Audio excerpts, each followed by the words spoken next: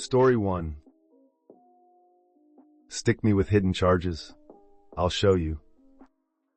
So this past Christmas, my missus and I purchased one of our 9-year-old son's Santa gifts from a certain UK sports retail company that also have many stores here in Ireland as well.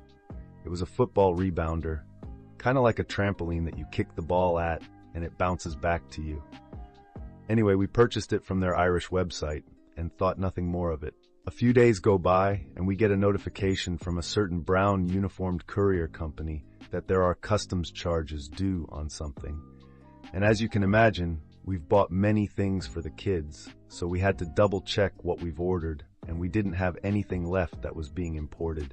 So we naturally assumed it was a scam.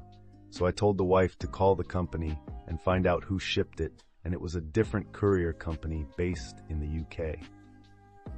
After a bit of digging and investigating, it turns out that it's our rebounder. They had shipped it from the UK via a local carrier to the brown uniformed guys to deliver to us. Now, my wife and I are both on disability, so an additional charge of almost €50 when you're both already on a fixed income is harsh, especially at Christmas, so I told her to pay it and I'd deal with the retailer. The first day I called, I had to call 3 times, being stuck on hold for at least 20 minutes each time. But I was patient and polite because I've worked in a call center before, so I knew those people are only doing their job. But I asked to speak to a manager and was promised a call back each time that never happened. The second day was quite similar. The third day I was starting to get annoyed, so called back, waiting even longer on hold, and finally wasn't taking this shit any longer. I told the rep that all I wanted was the €50 back, because our consumer rights in Ireland dictate that a person must be informed of any additional charges on a purchase, at the very latest, by the final checkout screen. And in this case, there was nothing to show that, and I could easily replicate that issue by putting the same item in my basket and going all the way to the checkout screen again, and there was nothing saying we'd have to pay import charges. The rep was indifferent to the situation, but tried to help, and what he said sent me over the edge. He offered me a measly €20 gift voucher to use on their website, but more importantly, he read a statement to me. He said, "We advise our customers that there may be DDU charges, delivery duty unpaid, i.e. customs charges, on any item that gets shipped outside of the UK." Then I asked him where it states this information, and he paused, then said he didn't actually know. I said, "Well, I know one thing. It doesn't say it anywhere on this transaction, because I've checked, and because this is a violation of my consumer rights, I'm going to give your company one last chance to make this right. Have your manager call me within the next 60 minutes, or I'm going to post this entire debacle on LinkedIn and link every senior officer in your company." Then I hung up the phone and waited. Yet again, no call. The next day, I went on LinkedIn and followed through on my promise. I created a post detailing what they had done by sticking us with hidden charges and that they were ignoring our requests for a manager and everything they said and did. Then I tagged every senior officer at that company, from the regional managers through the European directors all the way to the CEO, and I shamed them for how they operate their company. This, ladies and gentlemen, was now an act of war. Shortly after I posted that, I noticed that they took down the item from their website in an attempt to hide this, but they must have thought in a simpleton that doesn't understand how the internet works. They didn't realize that when you searched for rebounder on their site, that it shows the item in question. So I took a screenshot of that, then another of the item page that was now missing. But then I did a Google cached search for the same page and found a version from 2 days prior happily showing the item. Then I added a comment to my original post highlighting how they were trying to hide it with the evidence and trolling them for their heinous behavior, especially at Christmas. Then I tagged and shamed all the senior officers again, and at this point it was really starting to get some attention, not only publicly, but 3 people in incognito mode viewed my profile. I wonder who they could have been. So naturally I took a screenshot of the 3 mysterious visitors listed on my profile and did the same thing, commented on my own post highlighting it and trolling them for their incompetence. The next morning, I got a call from a senior exec at their head office in the UK, practically licking my boots with apologies, asking what she can do to make this right. I told her I originally only wanted my €50 back as it wasn't fair, nor even legal, that I had to pay it. But since I had to go to such lengths to get their attention now, I wanted my €50 back, a full refund on my entire purchase, and I wanted to keep the product. That was the only thing that would make this go away. She asked for a couple of hours to fix it, and I said okay. About an hour later, I got another call from her again, apologizing. She asked for my PayPal address where she sent the €50, then she refunded the whole purchase, and she let us keep the product. Obviously, I thanked her for her help because at that stage I was just happy it was over. But I'll be fucked if I'll let anyone walk all over my family, even if they are a £58,000 annual company. The most of the story here is don't take bullshit from anyone. I may be just one man, but my son's view of Santa is far more valuable to me than the opinion of some retail chain that doesn't care about its customers nor how it operates ethically. Wow, so that was a wild ride, huh? Okay, let's break this down a bit. So this all started with a pretty ordinary Christmas gift, a football rebounder for the 9-year-old. Sounds fun, right? But then boom, unexpected customs charges out of nowhere. Can you imagine thinking it was a scam and finding out you owe another €50? What really stood out was the persistence here. 3 days of trying to sort this out on the phone, being put on hold repeatedly. You've got to admire the patience. The part where the rep offered a €20 gift voucher, that's like adding insult to injury.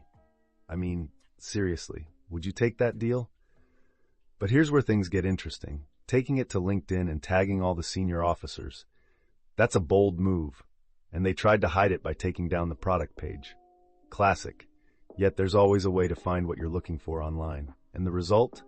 The power of social media and a bit of internet sleuthing paid off big time. Full refund, the €50, and they get to keep the product. That's a win if I've ever seen one. So what do you think? Have you ever had a similar experience with hidden charges or had to fight for a refund? Let me know in the comments below. Story 2. Operation Let It Go. My dad just shared a story about my late Uncle Dale, his lifelong friend and fellow engineer. So in his memory and in spirit of the upcoming holidays, I present for you the tale of nepotism, engineering students, and Idina Menzel. Uncle Dale was a senior engineer at a small firm in the Midwestern USA, an engineering instructor at the local community college. He was also, unofficially, in charge of the office parties. To help offset the costs, he had a small tin box on a table outside of his office with a slot in it so anyone could donate money to the party fund. Everyone knew about it and were happy to donate. A month or so before the company's big Christmas party, Uncle Dale decided to check the box. Lo and behold, it was empty. Uncle Dale knew something was wrong because he had seen several colleagues putting money in the box. This could only mean one thing. Someone was stealing from the party fund. At this moment, Brad, the owner's nephew and a fellow engineer, came around the corner, and something about the way Brad was looking at him made Uncle Dale suspicious. Brad didn't have a good reputation around the office, to say the least. He had a reputation of being pushy, obnoxious, rude, and just plain entitled. Unfortunately, he was not only the owner's beloved nephew, but knew how to skirt the rules so he wouldn't get fired. Uncle Dale decided to set a trap to catch the thief. Using his engineering skills, he set up a hidden rig using a hidden doorbell camera right by the box. He then had a colleague loudly brag about how he contributed $100 to the party fund. Then he waited. He got a notification that the camera was recording and watched Brad open the empty box, scowl in disgust, and throw the box against the wall. Now you'd think this would end with Uncle Dale presenting the video evidence to his boss to get Brad fired, but oh no. As I mentioned in a previous post, if there's one thing engineers love, it's solving problems. And if it's engineering students, they'll make it an experience to remember. Uncle Dale then went to his engineering students. He offered them extra credit to come up with a rigged box that would make noise when opened. The more obnoxious the sound, the higher the bonus. 1 week later, they delivered their project and demonstrated how it worked. Pleased with the results, Uncle Dale awarded them the extra credit as promised. The next day, he set up the rigged box and proclaimed, "Well, isn't this nice?" Someone donated $50 to the party fund. Then he went to his office and waited. The engineering students had rigged the box with one of those inserts from cards that play music when you open them. By popular vote, they had picked "Let It Go" from the Disney movie Frozen, right around the time the song was beginning to become unpopular. They also managed to ensure that once opened, the box couldn't close unless you pressed a hidden side button releasing the hinge, so the song would continue to play. For extra funsies, they made sure to angle the insert for maximum volume and secured it down with industrial-strength glue. Sure enough, everyone in the office heard Idina Menzel belting the hated song and Brad's frustrated grunts while trying to close the box. One of those attracted by the sound was Brad's uncle. Finally, Brad chucked the box at the wall, managing to put a good-sized dent in it. The uncle then summoned Brad to his office. 15 minutes later, Brad left with a cardboard box and cleared out his desk, along with a note in his file, "Do not rehire, do not recommend." So his engineering career was over. That Christmas, Uncle Dale had a little video prepared to show at the party. The doorbell camera had caught Brad's attempt to steal from the box, all to the tune of "Let It Go." Wow, what a story. Okay, there's a lot to unpack here. First off, props to Uncle Dale for being so creative and, dare I say, deviously clever with his solution to catching Brad. If you've ever worked in an office, you probably know someone like Brad, entitled, thinks they can get away with anything because of who they know. It's super frustrating, right? Let me know in the comments if you've had a Brad at your workplace. How did you deal with it? Now, setting up that hidden camera was a smart move by Uncle Dale. But he didn't stop there. Instead of just taking the footage to the higher-ups, he decided to have a little more engineering fun. I love how he got the students involved too. It's like giving them a real-world problem to solve with a dash of mischief. And that rigged box. Using "Let It Go" from Frozen, classic. Everyone who had to hear that song on repeat back in the day will feel Brad's pain. They even made sure it was loud and couldn't be easily turned off. Genius. Finally, Brad getting caught and fired seems like poetic justice.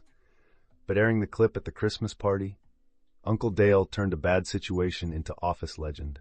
This guy knew how to make an unforgettable story. Alright, tell me what you think. Do you think Uncle Dale went too far, or was this the perfect way to deal with Brad?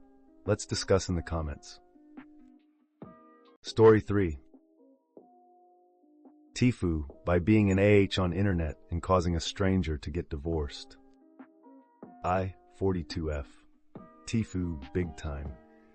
2 weeks ago on a random Thursday morning at like 1 a.m., someone started shooting off fireworks in my neighborhood.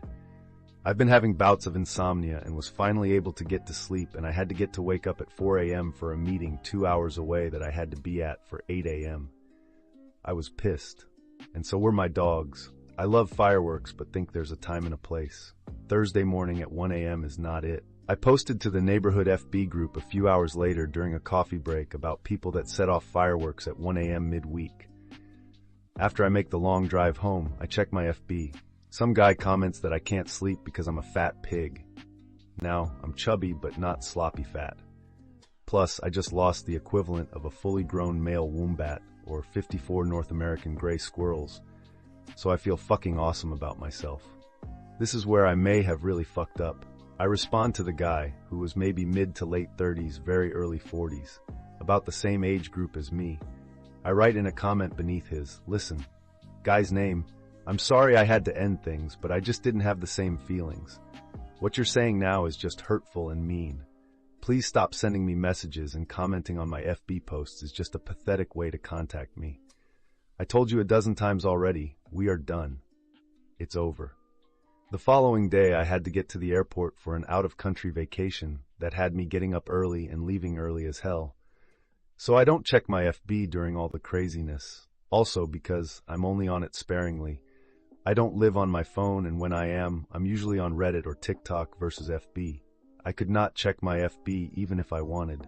I was on a cruise, not paying $25 a day for internet, and the country we visited didn't really have the greatest Wi-Fi. Besides, I was having a blast leaving the chaos of the world behind. I signed on Monday night and fuck. Apparently, people took this seriously and told his wife. She was freaking out on me, pleading for information, sending me messages. Her and his friends were DMing me. He was DMing me. It was bad. The last message was the guy saying I'm a total cunt because I refused to tell the truth, and I just destroyed his life. I immediately messaged both him and his wife, explaining what happened. I sent pics of me on vacation, even time-stamped. Apparently, he is a serial cheater, and when I exposed our affair, another woman exposed her affair with the husband to the wife, because AP was jealous that he had yet another side chick. This was the straw that broke the camel's back, because not only of the multiple affairs, but because he humiliated her with how public it was, especially it being a neighborhood group. So there's my accidental pro-revenge. Hey everyone. Today I'm reacting to a pretty wild story. Let's dive in. So here's the lowdown. This 42-year-old woman had a pretty big, today I fucked up moment. It all started with someone setting off fireworks at 1 a.m. on a Thursday. Can you imagine? She says she's had insomnia and finally managed to get some sleep. Then bam, fireworks. Like, I get it. Fireworks are fun, but 1 a.m. on a Thursday? Seriously? Alright. So she vents about it on her neighborhood Facebook group. Fair enough, right? But then some guy comments calling her a fat pig. Wow, harsh much? Here's where it gets interesting. She claps back with a pretty epic but fake breakup comment. She pretends they had a relationship and he's just bitter about it. This is where she might have really messed up though. She heads off on a well-deserved vacation without checking her Facebook. When she finally logs back in, all hell has broken loose. Turns out the guy is married and a serial cheater, and her faux comment led to the wife finding out about multiple affairs. Yikes. What do you all think? Too far or justified? I think it's crazy how something small can escalate like that. Let me know your thoughts.